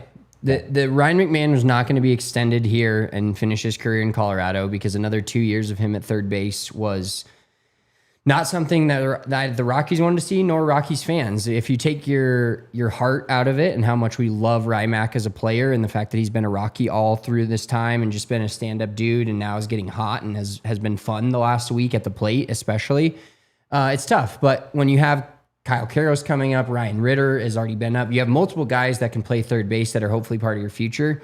And granted, we're probably going to see some RCF for a couple of weeks, depending upon Ritter's health situation and how quickly they want to speed up Caros. But to me, this is just another good sign of opening up a pretty premier spot in you're got a guy hitting third or fourth most nights and playing third base. That now the only real loss they take in the short term right now is if our Orlando RCF plays there every day. I don't think that'll be the case, especially with these injuries once Ritter gets healthy. But if the Rockies take on a year, fine. I mean, the Yankees don't need anybody to pay them any money, but at this point, it had to be done. We knew this deal had to get done, and the fact that they have 2 players, 2 for 1, which is what I had hoped for in all these Rockies trades. I hope multiple chances at a good pitching prospect, and the fact that one guy's in the top 10, the other guy's 21. To me, it's like a slam dunk. Yeah, it is. It totally is. And the fact that, look, I mean, $22 million, or I think is what it is. Correct me if I'm wrong. Is a good amount of money, but again, you have to rebuild. You have to invest in the rebuild, and we're constantly harping on ownership for not investing in this team. Now, I don't know if the Rockies are paying anything included in this trade. And to be honest, they might not have to. Ryan McMahon by himself might be enough to make this deal worth it for the Yankees. We talked about the desperation of this situation for the Yankees. So this might be enough for the trade to just stand as it is. The Yankees take the final 2 years of his contract. It's a relatively safe contract for the Yankees too, because it's only 2 years. If Rymack kind of fizzles out in the next 2 years, you can move on. You're not holding on to a $100 million contract like the Giants are with the Rafael Devers deal. So this feels very safe to the Yankees, and I'm hoping that the Rockies didn't have to spend any money. But even if they did, you've got to invest in the rebuild, and this is part of investing in that rebuild. The Rockies are on their 50th rebuild of the last 6 years. At some point, it has to stick. I love what I'm seeing right now on social media about, I'm looking at some things regarding the 2 prospects that got traded. Man, I'm loving what I'm seeing. I mean, this Herring kid threw 90 innings, has thrown 90 innings, has a 1.7 ERA. Granted, he's pitching in high A, but that makes me feel really good about things. I feel good about it. I feel really good. And I feel like the Yankees fans can also feel good about this. So, I see Marvin in the chat says Ryan is the New York Yankees missing piece. Yankees fan like myself. I feel like this is a good trade on both sides. What are the fans saying? Yeah, I know you said you had some tweets pulled up and, of some reactions and whatnot. I know people are going through it. It is crazy that this is probably the most recent. When was the last time we saw a trade that go down on like a player that fans love? Not just like a Nick Mears or, something like that. Like an actual staple player that fans loved. I think it had to be when they traded away Nolan. Nolan, yeah, right. Last one. And did you see, so the Yankees are taking on the entire contract. The Yankees are paying all of Ryan McMahon's contract the rest of this year, and $16 million in both 26 and 27. Almost $40 million, including this year. Wow. Dare we say the Rockies making cooked? Good deals? Oh my God. Let them cook. Let Bill stove Schmidt cook. is smoking hot, my boy Noah in the chat. Unreal. All right. We have spent a lot of time on this show critiquing, being very critical of the Colorado Rockies front office and ownership of making deals that, in all honesty, felt and looked idiotic in the past, right? The Nolan Arenado trade, deals that have happened beyond that, Chris Bryant signing, the list goes on. 2 weeks ago, the Rockies signed Ethan Holiday at the 4th overall slot. Felt like an easy slam dunk, but it was still made. It was the right decision. And as of now, from where we can say, sitting here, reacting to this within just minutes of it breaking, it feels like the Rockies have made another good move. And it's nice to say that for once. Yeah, well, when the trade came out and we knew it was 2 prospects, and I asked you how many of the 2 are in the top 30, you guessed 1, but you didn't guess 1 because you thought that the Rockies were going to be competent in this trade. You guessed only 1 because you thought that it would look on paper like we got fleeced. Yeah. And there was 2 in the top 21. Mm-hmm. That is an on-paper win. Like there's no other way to look at this other than if you take the emotion out of it, this is a great trade for and it's a win-win. And there are I know a lot of times you see trades get made. The Rafael Devers, for example, trade between the Giants and the Red Sox. Like that trade felt like it was lopsided. It felt like the Giants got the huge deal out of that, and that the Red Sox got fleeced. But this feels like a win-win because the Yankees are filling a gap that they desperately need filled. They need improvements on their defense. They didn't want to probably pay everything that Eugenio Suarez was going to be worth. So they got what they needed for that. The Rockies need something entirely different. They don't need a Major League Baseball ready player today. They need someone or someones who are going to be ready in 2027 and beyond that you can help build along with your new prospects, Ethan Holiday, Charlie Condon, and other guys that are in your system. Both sides got equal good value. The Yankees they're in a contending year. They're a World Series team this year. They have the money that they want to invest because they need to win a World Series this year. Frankly, they need to win a World Series this year. The Rockies are saying, hey, we need to save some money and we also need to get some good prospects. So we're going to let you take on the burden of this contract. We're going to give you Ryan McMahon, and we're going to take 2 of your better prospects that we need that can fill some gaps in our system. Win-win. I love it. I absolutely love it on paper. Yeah, and I think my boy that I was telling you about, Yankees fan, in the comments here, Herring has good stuff. Sad to see him go, but Rymack to the Yankees should have been done years ago.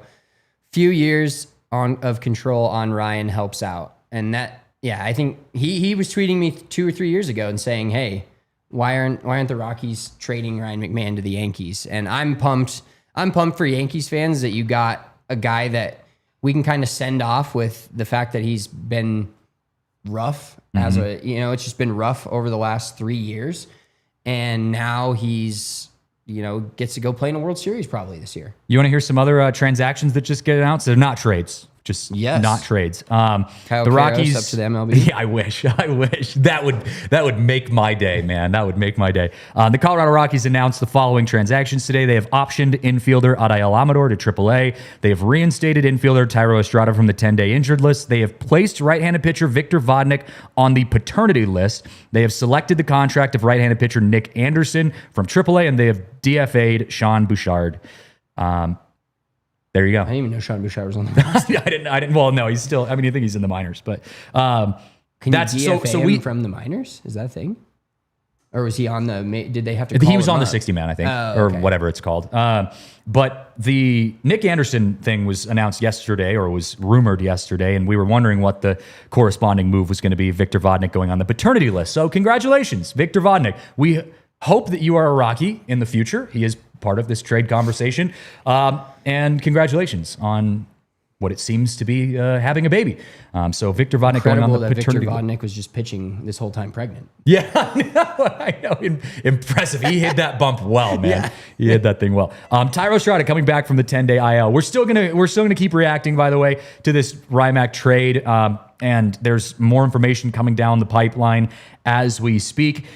As we finish up our emergency pod. But Thairo Estrada coming off the 10-day IL, Adael Amador getting sent down to AAA. It's interesting to see Amador, getting sent down, given that he had a good start. But again, this Rymac deal opens up that logjam that you were starting to find in the infield.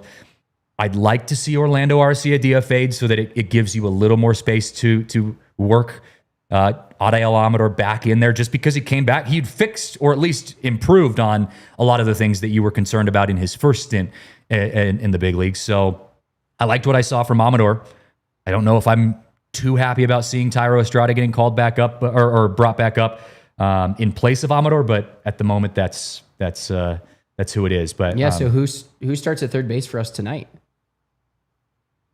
Arcia. It's got to be Arcia. It's got to be him, right? It's you. Yeah, you are starting. I played third base. You are the new Rockies last week, and I got like 8 line drives, but I didn't have to field any. Whoa! Is that real? No, there's no way. But come on, don't fall for that. What Nate says in the chat, what do you think you could get for Bird or Halvey? We've talked about the fact that I think you'd have to package, I think, some of these guys, because Rymac was your biggest trade piece. And so I think if you are going to trade a reliever or two, you'd probably want to package them together. But at the same time, you also have to realize, I mean, whether we want to hear this or not, the Rockies still need to play another 60 plus games of baseball, of this season. Like, they need a bullpen. They need guys that can actually throw. You need actual arms. You need actual pitchers. So you can't trade your entire bullpen, although we'd love to see that. I don't know. I think we overvalue Rockies bullpen pitchers. I think Bird, unfortunately, despite his team control, has ballooned a little bit. But at the same time, I'm of the mindset that, get whatever you can get for a guy like Jake Bird. Jake Bird doesn't fit the rebuilding phase for the Colorado Rockies. So if let's say you put Jake Bird and Jimmy Herget into a package and you send them to a team that needs 2 kind of reliable relievers, and you get a top 30 prospect, let's just say like a 25th overall prospect from that 2 combo, I'm okay with that. Yeah, I mean, those are guys that we've talked about that are just not part of what you want to go do going forward. Now, if they trade Herget and Bird, they're not going to also trade Halverson and Vodnik, because then you're down to Juan Mejia in the bullpen. Hey, Juan Mejia was almost in your circle of trust a few days ago. I wouldn't hate that, but you got to have more than one guy. Yeah. And they did call up, what was the dude's name that they called up? Who's new in the bullpen as of now? He was like a closer in the MLB like a year ago. He's like a legit bullpen. Nick Anderson? Nick Anderson. Oh, okay, yeah. Just called up. Yeah. They have Nick Anderson and Juan Mejia if they trade all those other 4 guys. So it's the bullpen is one of the few places in the Rockies like minor league organization where there aren't guys kind of knocking on the door at the moment. Like, you've got guys in the infield that could come play infield, Adael Amador being one of them. You've got guys in the outfield, Zach Veen, who are in the system trying to work their way up to the big leagues. There's bullpen pitchers available, but there's not a wide depth of bullpen pitchers available to you besides the guy that you have, or the guys that you have currently on your roster. So I'm not saying there aren't guys that could come up, but if you do trade half your bullpen, the rest of this year is somehow going to look a heck of a lot worse than it did in the first half. Yeah, if that's even possible. Yeah, it is. It is crazy to see kind of what's coming down and the reactions. Again, I'm only seeing positive stuff, though. Yeah. I'm not seeing a lot of negative. Our boy Nate was the only guy who was a little bit hesitant. Nate, sorry to throw you out there. I know you're watching, but But then this comment too from CT Gaming, does this move combined with the younger guys playing more and competitiveness improving help move the needle away from doom and gloom for you guys? And that's exactly how to describe it. Like totally. If the Rockies had this same season, which is on pace for the worst in MLB history, and hopefully they skirt that, but it was all playing with the younger guys. Like the doom and gloom comes from watching this team lose 130 games a year and watching Kyle Farmer and Orlando Arcia and those guys be a part of it. If you're picking parts of the game each night where one of your younger guys has a good game or starting to stack at bats together, like a Jordan Beck when he came back, Mickey Moniak being a surprise, Tyler Freeman being a surprise, Hunter Goodman being an all-star. Those are the things that we look at that can build into a non-doom and gloom. But the doom and gloom comes from when we're losing a ton of games with old veterans that aren't part of the future of the Rockies team. Yeah. And Skyler, it's a good point. Hill, Peralta, Chivy, Darnell. I forget about Duke. And I know you guys at Blake Street Banner, your buddies at Blake Street Banner are huge Darnell fans. So, I mean, there's guys, but it is just going to be, Hank made the great point, and we've said it a couple times. If you guys watch our show a lot, you've heard us say it before. If the Rockies handle this trade deadline the way that they should, the Rockies in the second half will be way worse than the team that we saw in the first half, which I know is shocking because the team that we saw in the first half was historically bad. But again, you're trying to sell. You now just lost a very good third baseman in order to get two guys that you probably won't see until 2027. And that was 100% the right move. That's the type of things we need to see more of. Worse, but also unpredictable. We don't know. Like you can tune into the games now and know, like, oh, what is going to happen? Well, is this guy going to be a major league player if they start calling some bullpen arms up? Kyle Karros comes up and plays third base from August through September. Like it's exciting to move on from a guy that we knew exactly what Ryan McMahon was. He has some cold streaks like the beginning of this year. He got hot late, which maybe helped boost those prospects from a 10 and a 25 to an 8 and a 21. You know, you never know what this last week could have done for Ryan McMahon. So, and the Yankees and the Rockies, to be honest. So there's going to be a lot of uncertainty going forward, but the only certainty we've got this entire year up until this point is losses. So uncertainties and losses is at least a little more fun than certainty and losses. And so to answer Boy Wonder in the chat, so does this mean Yankees are out on Suarez?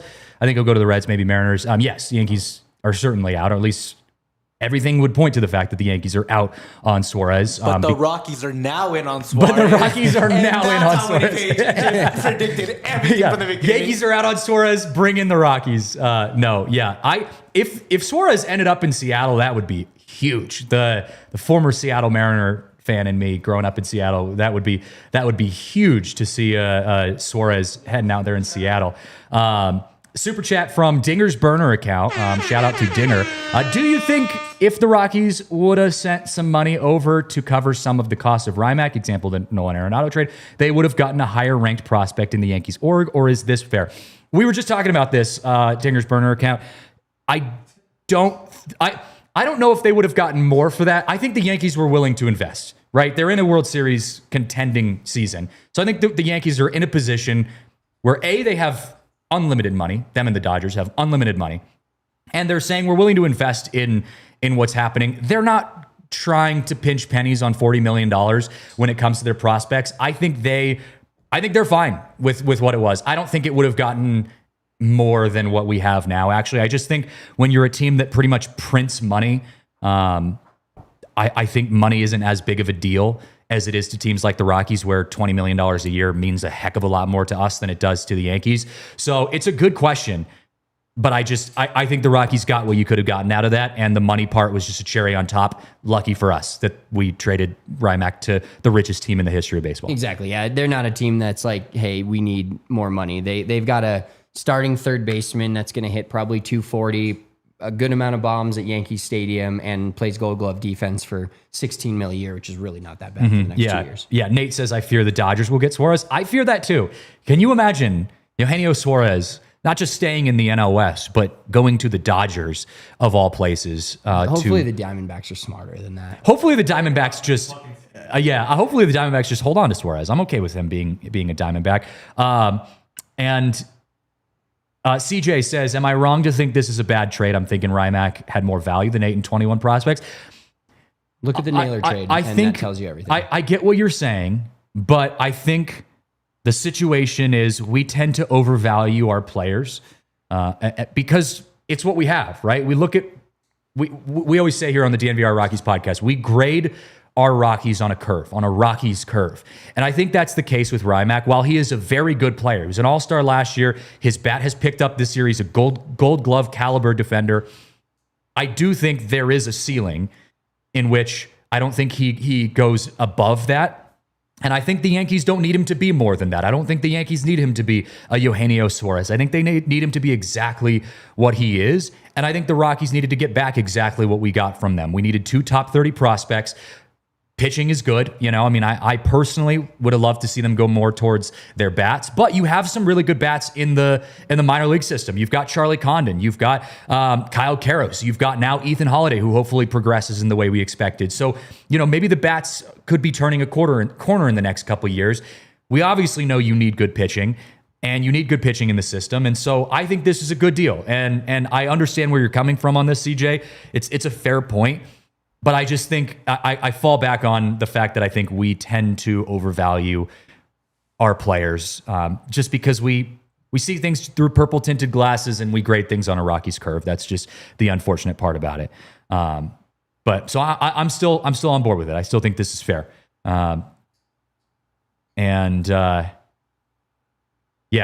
Dinger's burner account. Yeah, we've kind of gone back and forth a little bit on the Amador situation. It is a little bit surprising sometimes, but again, there's a log jam in the infield right now. So yeah, it's a good deal. I think this is a good move. And look, I'm not seeing anything on social media right now. I'm not seeing any analysts saying, "Oh, the Rockies got fleeced. The Rockies got played." Remember what happened when Nolan Arenado got traded? Again, the last time a big named player for the Rockies got moved.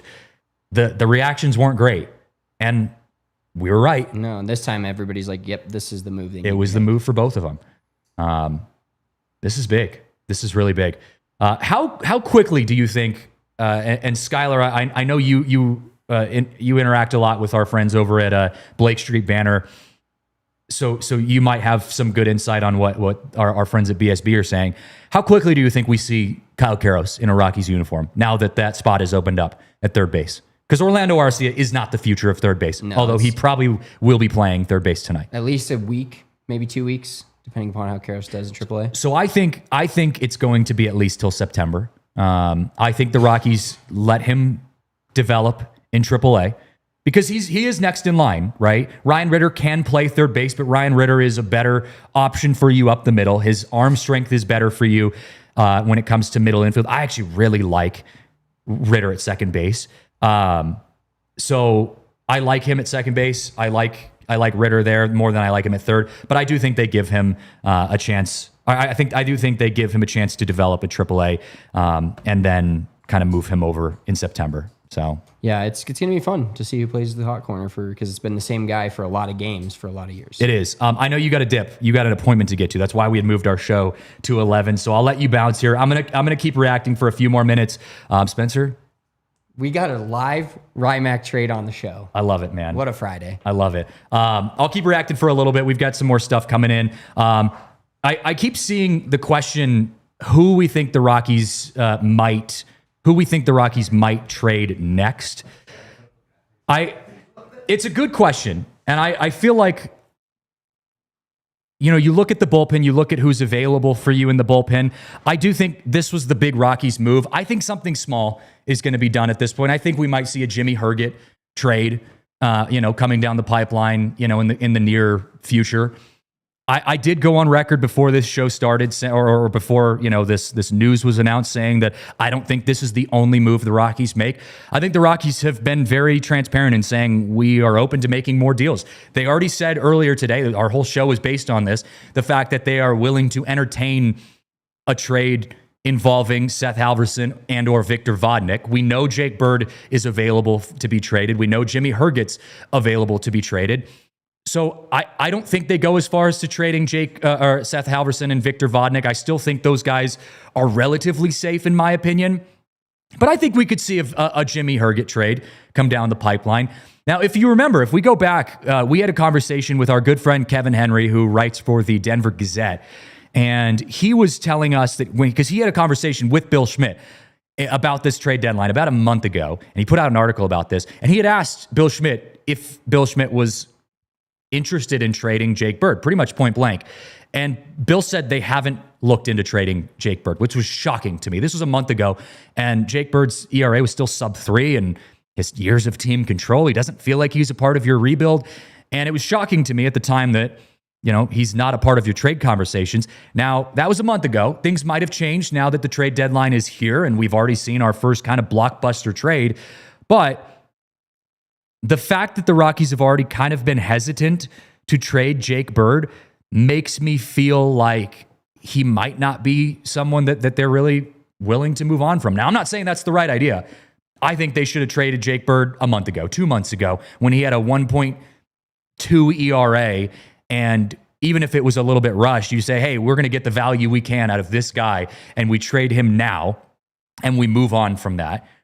Because it felt like the inevitable was going to happen, that Jake Bird was going to, kind of come down to earth a little bit. And it did. It did happen. But I still see them making a move or two before this thing wraps up. Is Mickey Moniak a guy that ends up getting traded? Is Tyler Freeman a guy that ends up getting traded? We talked about that earlier in this show. Are they someone that kind of gets moved around in that case? Could be. We had said that we'd be okay with either. While I'm not actively going out and shopping Mickey Moniak, I'd be okay if they moved on from Mickey Moniak. But man, you trade Ryan McMahon. Yeah, I know. I mean, you've been around the Rockies for your entire life. Did you ever expect to see a Ryan McMahon trade show up on your trade deadline conversation? I'm actually kind of shocked it took this long. To me, Rymack is still a prospect. That's what it feels like. That I was always just kind of waiting for him to take that next step. Not that he wasn't good, but when he was always kind of being compared to Nolan, and like after that Nolan trade, it kind of feels like it was a long time coming after a while, right? Yeah. Rockies were just after the Nolan trade, that team just kind of fell apart on itself. Immediately, it just collapsed. Rymack was supposed to be the next big star with like Brendan Rodgers. It was supposed to be this whole new like revamp of the team that was coming. It never really did. Rymack took the leadership role. I always thought he was better as like the fifth best player on the team. So I'm kind of happy for him. He gets to go to like a major market and show what he can do. Oh yeah, I think so too. I mean, like I said, we could be seeing Rymack in the World Series this year. I mean, it would give us a reason to root against the Dodgers. I mean, well, not that we needed a reason to root against the Dodgers. Although you are wearing a Dodgers hat right now, by the way. I don't think we can go any further with that. It's a Dodgers hat. It's LA and it says Dodgers. But it's also brown and not blue, not the blue that it should. It's a little bit different. Yaya's producing our show. He's producing the Rocky show for the first time in like a year, and he's wearing a Dodgers hat on the show. That seems illegal. I had to come in with the swag. That's unfortunate. But this feels like DJ LeMahieu, right? Like when he got picked up by the Yankees, it feels like, the Rockies have something there. Let's see if we can take some of that magic. And it's the Yankees again, another big team. Is he going to ball out the same where he becomes like an unsung hero for that team, for that defense? He could, but I mean, the Rockies had to do it, right? Like, I mean, you had to take that chance. I mean, there's always that possibility. The Rockies could trade, I don't know. The Rockies could trade Mickey Moniak, let's just say, because we've been talking about him. The Rockies could trade Mickey Moniak, and he could go on and become the number one overall draft pick that we expected him to be in the next 10 years and become, a huge player. And we could be sitting here twiddling our thumbs saying, why didn't we hold on to him, right? That's just the Rockies' curse. That's how the Rockies have been. I want to pivot back to the Ryan McMahon deal real quick.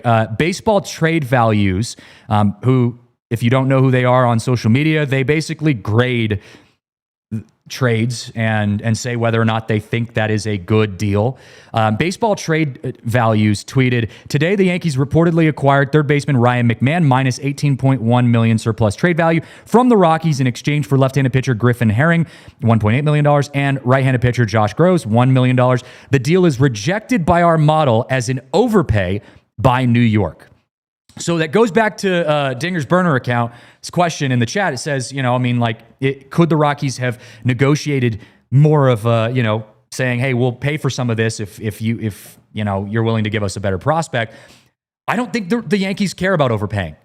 If the Rockies had overpaid for this, for whatever reason, let's just say the Rockies said, we're going to pay for all of Rymac's contract. We're going to pay $40 million to send Rymac to the Yankees. We would be sitting here having a different conversation, maybe saying, hey, yeah, the prospects are good, but yeah, we might have overpaid for him a little bit, or overpaid for those two prospects a little bit. I don't think the Yankees have any problem overpaying, given the fact that they print unlimited money.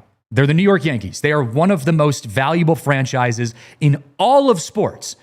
So the fact that the Yankees overpaid, well, the Dodgers, the Red Sox, the Cubs, those are the franchises that can overpay. They're afforded the ability to overpay for prospects, or overpay for not prospects, players, because if they lose out, let's say Rymac is a dud, which he won't be, but let's say Rymac is a complete dud from New York. Okay, so what? You burn $40 million. You'll be fine. The New York Yankees will be fine. Now, if the Rockies go and send $182 million to Chris Bryant, and that deal doesn't work out, well, that puts the Rockies in the hole for a decade financially, right? Like there's different weight financially that goes on to deals made by the Yankees and on deals made by the Rockies. So the fact that the New York Yankees, at least from the projected trade value tracker, are saying that they overpaid to get Ryan McMahon, I don't think the Yankees are too bothered by it. I think they'll feel fine. I wanted to go back if you scroll up just a little bit, Yaya, in the chat. I think it was Felix in the chat. Yeah, right there. What MLB ready players would you like to see come to the Rockies? This is an interesting question, and I want to touch on this a little bit because I've been asked this a couple times. Not this specifically, but I've been asked: should the Rockies supplement their prospects, because obviously they're going after prospects, should they supplement by attacking a couple MLB ready players in the trade deadline, maybe even free agency in the offseason? Should the Rockies go after a couple MLB ready players this year, given that they're still in a rebuild? And my answer to that is, I don't think so. It's a fair point, and maybe the Rockies can prove me wrong. They have proved us wrong over the last 2 weeks with their drafts and also this trade. But I still don't trust the Rockies to handle signing veterans or even mid-level players long-term, just given the history before this season that the Rockies have had of kind of balancing out their roster in those ways. So I don't think the Rockies are going to try to sign an MLB-ready player. And if they do, it's going to end up being another depth piece, which again is why I don't want them to do that. It's going to be another Mickey Moniak at best, or a Tyro Estrada at best, some guy that got DFA'd by another team and you pick up for kind of cheap and they're a depth piece, a Kyle Farmer, right? Like we have plenty of those guys. I don't think the Rockies should be signing any guys who are playing on their team within the next 3 months. I think the Rockies should only be signing prospects who at minimum we'd be seeing by next year. And in a best case scenario, we'd be seeing in 2027, which is what we saw for these two trades, or these two prospects that we're getting in return of this trade. So it's a good question. Yes, there's obviously a possibility that we see a player come in, but and calling like I see them, you're right. The Rockies front office proved us wrong with Moniak and Freeman. They won both of those deals, but at the same time, the history, you go beyond that, just hasn't shown that. And we're sitting here today saying, hey, maybe we should trade Tyler Freeman, maybe we should trade Mickey Moniak, and maybe we should try to salvage some of that value. So it just depends. It all depends on the age at which these players they're going for, and how ready they are. I just need to see it to believe it. I'll kind of encapsulate it with that. I need to see it to believe it.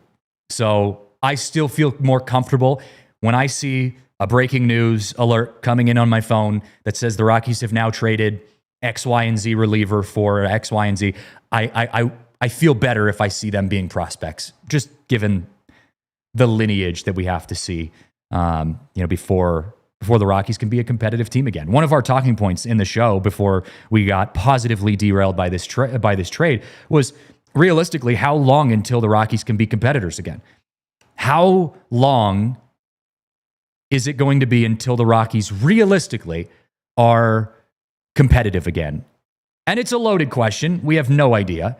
There's plenty of Rockies haters out there that, would jump on this in a heartbeat if I posted this on social media and say, 2075, right? They won't be ready till the year 2000. They won't be ready till Dick Monfort sells the team. Whatever, I get it. But realistically, how many years until the Rockies are competitive again? If you handle things right, given the lack of depth in your farm system that is getting improved, it is being improved upon, but the Rockies have an 18th ranked farm system in Major League Baseball coming into this year. And the fact that you are on pace to be the worst team in the history of baseball right now, and you don't have a lot of money to work with to sign free agents and to make big deals and that kind of stuff, the Rockies realistically are going to be cutting payroll once again in 2026. I think it's going to be at least 2 years until if the Rockies do everything right for the next 2 years, until we're talking about them possibly getting back into a competitive window. Now, I'm not saying they're going to be competitive in 2 years by 2027. But maybe by 2027, we see Ethan Holiday and we get a better idea of what Ethan Holiday is going to be. Hopefully by 2027, we have a better idea of what Charlie Condon's going to be. Hopefully by 2027, we have a better idea of what Kyle Karros is going to be, right? Ezekiel Tovar is hopefully in his prime by 2027. We'll know what's going on with Brenton Doyle, right? Like there are things that will be worked out by 2027 that hopefully give you an idea of what can come by 2028. As Drew says in the chat, realistically, it's probably 2028. So hopefully we see what we can have a better idea of what's going on by 2027. And by 2028, we can kind of start pushing towards that. But it's a long ride. It's why we call you guys, the fans who watch all the games, no matter how bad it gets, the fans who tune into our show every single day, Felix Contreras, Scott, I don't know how to say your last name, Scott, Cole Bassett, his left foot in the chat. Like you guys who tune into our shows every single day, we're the sickos here. It's a long ride. And the last 2+ weeks, Rockies fans have had something to feel hope for, to feel excited about.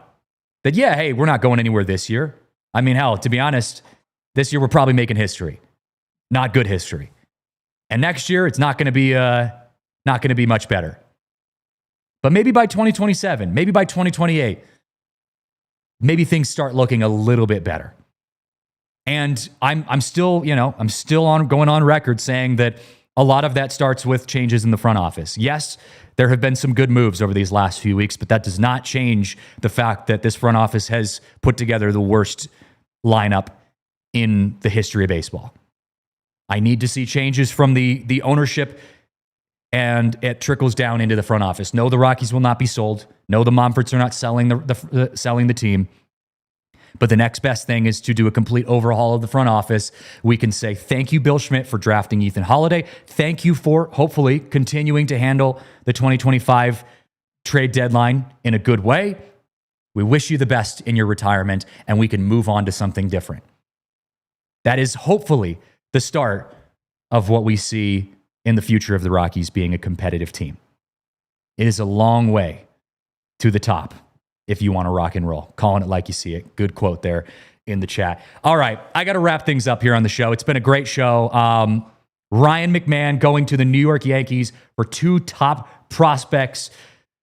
Our first official emergency pod in at least in my era at DNVR. I love it. Thank you guys so much for hanging out with us. Shout out to Yaya for making us look great, and shout out to our entire social team for doing a good job behind the scenes. Stick with us. This is not going to be our last show. We are going live next week as well, Monday, and then Thursday, the final hour of the trade deadline. We will be live reacting to all of the last-minute trades that are coming down the pipeline. We are off to a bang here on this trade deadline with the Rockies. Appreciate you guys for hanging out with us. We'll see you next time. This has been the DNVR Rockies podcast presented by Bet365. We all silly like the mayor.